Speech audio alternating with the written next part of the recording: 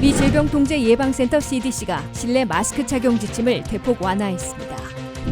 미국과 서방 국가들이 우크라이나를 침공한 러시아를 국제 결제 송금 네트워크인 스위프트에서 배제하는 등 금융 제재 조치를 단행하고 나섰습니다. 러시아의 군사 행동에 항의해 러시아산 보드카 등을 판매 금지, 불매 운동을 펴려는 움직임이 확산되고 있습니다. 16세에서 24세까지 젊은 층의 임금은 10.6%로 가장 많이 오른 반면 55세 이상은 2.5%에 그쳤습니다. 조 바이든 대통령이 내일 밤 연두교서를 발표하고 1년간의 국정 성과와 향후 국정 청사진을 제시할 예정입니다. 시청자 여러분 안녕하십니까? 워싱턴 뉴스 투데이입니다. 미국이 두 번째 마스크 해방을 발표했습니다. CDC는 코로나 위험도가 낮은 지역에 거주하는 경우 마스크를 벗을 수 있다고 밝혔는데 미국민의 72%가 여기에 해당합니다. 한인이 많이 사는 펠팩스 카운티를 비롯한 워싱턴 DC 대부분도 코로나 안전 지역으로 더 이상 마스크를 쓰지 않아도 됩니다. 단 양성 판정을 받았거나 대중교통을 이용하는 경우 여전히 마스크를 써야 합니다. 박남주 기자가 자세히 알아봤습니다. 주말 동안 질병통제예방센터 CDC가 실내 마스크 착용 지침을 대폭 완화했습니다. 미국민 대부분은 이제 실내에서 마스크를 벗을 수 있습니다. 학교에서도 마찬가지입니다. 단 한 가지 조건이 있습니다. 거주하는 지역의 코로나19 입원율이 낮아야 합니다. CDC는 대부분의 지역이 여기에 해당하며 미국민의 72%가 실내에서 마스크를 벗을 수 있다 밝혔습니다. 종전의 CDC 지침은 미국민의 99%가 실내 마스크 착용 권고 대상이었습니다. We want to give people a break from things like mask wearing when our levels are low, and then have the ability to reach for them again should things get worse in the future. 한인들이 많이 사는 페어팩스 카운티도 코로나 위험도가 낮은 지역으로 실내에서 마스크를 착용하지 않아도 됩니다. 폴스처치 카운티는 위험도 중간 지역으로 대부분 마스크를 벗어도 되지만 고위험군인 경우 의사와 상담해 착용 여부를 결정해야 합니다. 메릴랜드 볼티모어 카운티도 코로나 위험도가 낮은 지역입니다. 역시 코로나 증상이 있거나 양성 판정을 받은 경우를 제외하고 실내에서 마스크를 벗을 수 있습니다. DC도 위험도가 낮은 지역으로 연방 차원의 실내 마스크 착용 의무가 사라집니다. 지난 7월 미국은 이미 한 번 마스크 해방을 발표한 적이 있습니다. 그 후 델타와 오미크론 변이가 연이어 터지며 마스크 해방은 다시 수포로 돌아갔습니다. 이번 마스크 해방 조치는 미국민의 70% 이상이 백신 접종과 감염으로 이미 면역이 있다는 판단에서입니다. 코로나19 상황도 극적으로 좋아지고 있습니다. 주말 기준 확진자 수는 7만 5천여 명으로 한 달 전에 75만 8천여 명에 비하면 10분의 1 수준으로 급감했습니다. 입원율도 마찬가지입니다. 미 전역의 입원 환자는 6만여 명으로 2주 전과 비교해 44% 줄었습니다. 하지만 실내에서 계속 마스크를 써야 하는 곳도 있습니다. 공항과 항공기 내, 열차 같은 대중교통을 이용할 때는 여전히 마스크를 써야 합니다. 전문가들은 대중교통 내에서까지 마스크를 벗는 데는 수주에서 수개월이 더 걸릴 것으로 보고 있습니다. WKTV 뉴스 박남주입니다. 미국과 서방 국가들이 우크라이나를 침공한 러시아의 일부 은행들을 국제결제 송금 네트워크인 스위프트에서 배제하는 강경 조치를 취하며 본격적인 돈줄 막기에 돌입했습니다. 미국과 영국, 캐나다, 유럽연합 27개국 등은 일부 러시아 금융기관들을 국제결제 네트워크인 스위프트에서 배제하고 러시아 중앙은행의 외환 보유고 처리를 금지시키는 강력한 금융 제재 조치를 단행했습니다. 한면태 기자가 보도합니다. 미국과 서방이 우크라이나를 전면 침공한 러시아의 돈줄을 막아 경제를 초토화시키겠다는 초강경 조치들을 잇따라 단행하고 있습니다. 미국과 영국, 캐나다, 유럽연합 27개국은 3차 러시아 제재 조치로 러시아 금융기관들의 일부를 스위프트라는 네트워크에서 배제시키고 러시아 중앙은행의 외환보유고 처리를 금지시킨다고 발표했습니다. 첫째, 러시아 은행들을 국제결제송금 네트워크인 스위프트에서 퇴출시켰습니다. 이로써 러시아는 200여 개국 11,000곳의 금융기관들이 무역과 결제, 송금 등을 거래해온 지구촌 금융시장에서 더 이상 거래를 할 수 없게 됐습니다. 그렇지만 전면 배제가 아니라 러시아산 천연가스와 원유 수입 대금은 지불할 수 있고 러시아로부터 받을 돈은 받을 수 있도록 예외를 두었으며 이는 최후 카드로 남겨두기로 했습니다. 유럽연합은 천연가스의 40%나 러시아로부터 수입해오고 있습니다. 둘째, 러시아 중앙은행이 6천억 달러에 달하는 외환보유고 등을 사용하지 못하도록 차단키로 했습니다. 이로써 러시아는 미 달러화, 금, 채권 등으로 보유하고 있는 외환보유고를 사용하거나 외국에 있는 해외 자산을 처분해 루블화의 안정과 인플레이션 대응, 제재당한 은행이나 기업 지원 등에 나서지 못하게 됩니다.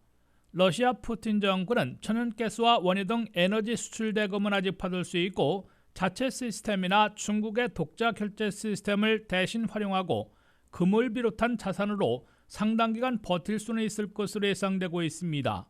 오히려 러시아와 중국이 더욱 돈독하게 연대하면 미 달러 위주의 지구촌 금융 시스템이 약화되는 부작용을 불러올 수도 있을 것으로 지적되고 있습니다. 하지만 핵 문제로 2012년과 2018년 두 차례나 스위프트에서 폐지했던 이란의 경우 한 해 GDP가 5%나 급락했던 전례에 비추어 러시아 경제도 치명타를 맞게 될 것으로 경고되고 있습니다. 미국과 서방은 특히 스위프트 전면 폐지 확대를 비롯한 러시아 경제를 완전 고립시켜 초토화시킬 수 있는 더욱 강력한 카드도 여전히 손에 쥐고 있음을 내비치고 있습니다. 최후의 카드는 미국과 서방이 러시아 중앙은행이 미 달러와 영국 파운드, 일본 엔화, 유로까지 주요 통화로 거래하지 못하도록 전면 금지하는 방안이 남아 있습니다. 또한 러시아의 해외 자산을 미국과 서방국들이 일시에 전면 동결하는 방안도 아직 남겨두고 있습니다. WKTV 뉴스 한면택입니다. 우크라이나를 침공한 러시아의 군사 행동을 규탄하며 러시아산 보드카 등을 판매 금지하거나 불매 운동을 펴려는 움직임이 확산되고 있습니다. 버지니아주에서는 400여 곳의 ABC 전체에서 러시아산 보드카의 진열과 판매를 전면 금지시켰으며 메릴랜드 몽고메리 카운티에서도 러시아산 주류의 판매 금지에 돌입했습니다. 우크라이나를 전면 침공한 러시아의 군사 행동에 항의해 러시아산에 대한 판매 금지, 불매 운동이 본격 전개되고 있습니다.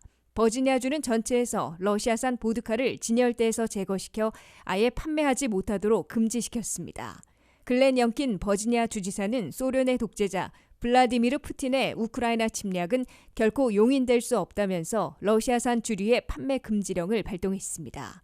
이로써 버지니아에서는 일요일부터 주정부에서 독점 운영하고 있는 주 전역 400여 곳의 ABC에서 러시아산 보드카 7종류를 진열대에서 제거하는 조치를 취했습니다. 버지니아 주 전체에서 진열과 판매가 금지된 러시아산 보드카는 러시안 스탠다드, 임페리아, 오르가니카 등입니다. 버지니아주에서는 주류를 판매하는 ABC 스토어 400곳을 주정부가 독점 운영하고 있어 러시아산 보드카의 진열과 판매를 전면 금지시킬 수 있는 상황입니다.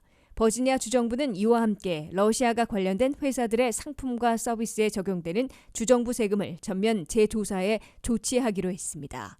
버지니아 주정부는 노폭과 로녹시에게 러시아 도시들과 맺고 있는 자매 결연을 파기하라고 요구했습니다. 메릴랜드주에서는 몽고메리 카운티가 가장 먼저 러시아산 보드카를 퇴출시키는 조치를 취했습니다.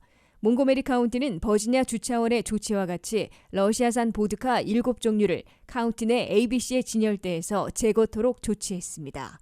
또 카운티 내 레스토랑과 술집 등에서는 ABC의 러시아산 보드카를 신규 주문하지 못하도록 금지시켰습니다. 다만 메릴랜드주에서는 이미 보유하고 있는 러시아산 보드카를 계속 판매할 수 있도록 허용했습니다.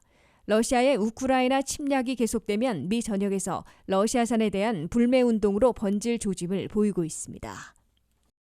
미국 근로자들 가운데 16세에서 24세까지 젊은 층의 임금이 10.6%로 가장 많이 오른 반면 55세 이상은 2.5%에 그치는 등 연령별로 큰 차이를 보이고 있습니다. 10대 후반에서 20대 중반 연령층만 유일하게 물가 상승률 7.5%보다 임금이 더 오른 것으로 나타났습니다. 김지수 기자가 보도합니다. 팬데믹과 구인난을 거치면서 미국 근로자들의 임금이 연령별로 큰 차이가 생긴 것으로 연방은행이 발표했습니다. 애틀랜타 연방은행의 보고서에 따르면 미국 근로자들의 평균 시간당 임금은 올 1월 현재 전년에 비해 4% 올랐습니다. 그러나 연령대별로 임금 인상률이 큰 차이를 보이고 있습니다. 16세에서 24세까지의 이른바 Z세대는 1년 동안 임금이 10.6% 대폭 인상됐습니다. 고등학생이 업무 보조로 아르바이트할 때 시급이 17달러 76센트나 적용받고 있는 것으로 조사됐습니다. 이 Z세대 하나만 미국의 소비자 물가 상승률 7.5%보다 임금이 더 많이 오른 것으로 나타났습니다. Z세대의 임금 인상률 10.6%는 25년 만에 최고치를 기록하고 있습니다. 이어 25세에서 54세까지의 주 근로자 계층은 1년 동안 평균 임금이 4.2% 올랐습니다. 전체 평균 4%를 약간 웃돈 수치지만 물가 상승률보다 훨씬 낮아 실질 소득이 오히려 마이너스 되는 고통을 겪고 있음을 보여주고 있습니다. 게다가 55세 이상의 경우 평균 임금 상승률은 1년 동안 2.5%에 그쳐 가장 적었습니다. 팬데믹을 거치면서 식당과 호텔, 소매점 등에서 바이러스에 감염되더라도 잘 버티고 빨리 회복되는 젊은 층 근로자들을 선호했기 때문으로 분석됩니다. 이들 서비스 업계에서는 Z세대와 그 바로 위인 밀레니얼 세대 근로자들을 채용하기 위해 시급을 올려주고 사이닝 보너스까지 제공하는 게 흔해진 것으로 나타났습니다. 이와 함께 일하려는 10대와 20대 젊은 층 노동력은 10년 전에 비해 3% 줄어들어 젊은 층 직원 구하기에 어려움을 겪고 있어 더 높은 임금과 보너스, 베네핏을 제공해야 하는 상황으로 보입니다. 미국 내 식당과 호텔 업체 절반에 가까운 48%는 임금을 올렸다고 대답했습니다. 소매업체의 33%도 임금을 인상했다고 밝혔습니다. WKTV 뉴스 김지수입니다. 조 바이든 대통령이 내일 밤 취임 후 첫 연두 교서를 발표하고 팬데믹을 통제하며 경제 성장을 유지시킨 1년간의 성과를 제시하며 국정 상황을 의회와 국민들에게 보고합니다. 바이든 대통령은 또 앞으로 팬데믹을 엔데믹으로 전환하는 것은 물론 지연되고 있는 더 나은 미국 재건 법안과 미국 경쟁 법안을 매듭 짓는 데 주력하겠다는 국정 계획을 밝힙니다. 한면태 기자가 보도합니다. 미국의 46대 대통령으로 취임한 조 바이든 대통령이 취임 후 첫 연두교서 스테이트 오브 더 유니언 어드레스를 발표하고 취임 첫 해 1년간의 국정 성과와 향후 국정 청사진을 제시합니다. 조 바이든 대통령은 평년보다 한 달 늦은 3월의 첫날 동부시각 밤 9시부터 상하원 합동회의에서 행할 첫 연두교서를 통해 현재 미국의 국정 상태를 보고하고 향후 국정 운영 방안을 천명합니다. 바이든 대통령은 취임 첫 해 1년간의 성과로 팬데믹에 신속하게 대처해 코로나 사태를 통제해왔고 이제 독감과도 같은 엔데믹으로 전환시킬 태세를 갖추고 있음을 강조할 것으로 보입니다. 또한 1조 9천억 달러를 투입한 미국 구조법 등으로 미국 경제를 지탱해 지난해 5.7%의 경제 성장률을 기록한 데 이어 1조 달러나 투자하는 인프라 투자와 일자리법을 초당적 지지로 성사시켜 경기 부양에 나설 수 있다는 점을 주요 입법 성과로 내세울 것으로 예상됩니다. 바이든 대통령은 그러나 40년 만에 최고치인 7.5%까지 치솟은 물가 급등으로 미국민 다수가 생활고에 시달리고 있다는 점을 시인하며 물가 잡기에 총력전을 펴고 있음을 밝힐 것으로 보입니다. 물가 잡기를 위해 우크라이나 사태로 불확실하지만은 전략 비축유 추가 방출과 휘발유세 면제 등으로 유가부터 잡겠다는 입장을 내세우고 워싱턴 정치권의 초당적 추진을 강조할 것으로 시사하고 있습니다. 러시아의 우크라이나 전면 침공과 관련해 바이든 대통령은 미군 병력을 우크라이나에 직접 파병해 전쟁을 확전시키는 일은 없을 것임을 분명히 하면서도 러시아가 주권국가 침략으로 혹독한 대가를 치르도록 국제사회에서 고립시키는 데 앞장설 것임을 천명합니다. 바이든 대통령은 민주당 내 결집에 실패해 지연되고 있는 BBB, 즉 더 나은 미국 재건 법안과 관련해 원안을 3-4개로 나누고 규모를 축소해 헬스케어, 차일드케어, 기후변화에 대응한 에너지 전환을 반드시 재추진하겠다는 입법 과제를 다시 한번 다짐할 것으로 예고하고 있습니다. 바이든 대통령은 물가 급등이 다소 완화되는 대로 조 맨신 상원의원도 찬성하는 축소된 BBB 법안을 다시 추진해 성사시킬 것으로 기대되고 있습니다. 바이든 대통령은 더 나은 미국 재건 법안이 물가 급등 때문에 조기에 추진하기 어려울 가능성에 대비해 더 시급한 미국 경쟁 법안부터 마무리 짓겠다는 입장을 내비치고 초당적 지지를 요청할 것으로 보입니다. 미국 경쟁 법안은 하원안의 경우 3,500억 달러를 투입해 스템 분야 첨단 기술을 중점 지원하고 외국 인재들도 대거 영입해 중국과의 경쟁력을 강화하는 내용을 담고 있으나 상원안과 달라 상하원 조율이 필요합니다. 하원한 대로 미국 경쟁법안이 확정되어야 한국인 전문직들에게만 매년 15,000개 E4 비자를 제공하는 한국인 전용 전문직 취업 비자와 창업 비자 신설 등으로 한국인들에게 미국 취업의 길이 활짝 열리게 됩니다. WKTV 뉴스 한면택입니다.